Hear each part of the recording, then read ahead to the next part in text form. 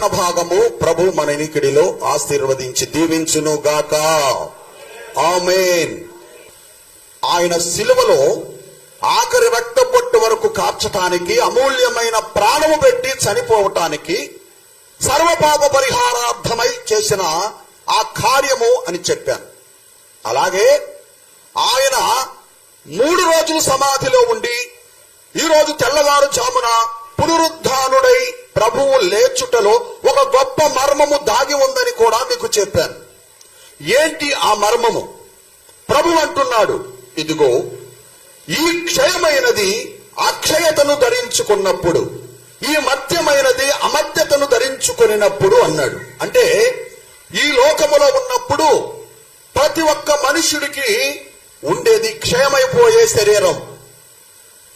యేసుక్రీస్తు ప్రభువారు కూడా మనుషుని వంటి స్వభావమును ధరించుకొని తన సహోదరుల కోసం, తన సహోదరులు ఎలా శరీరముతో, మాంసముతో, రక్తముతో ఉన్నారో ఆ మాంస శరీర రక్తములతోనే ఆయన కూడా జన్మించటం జరిగింది.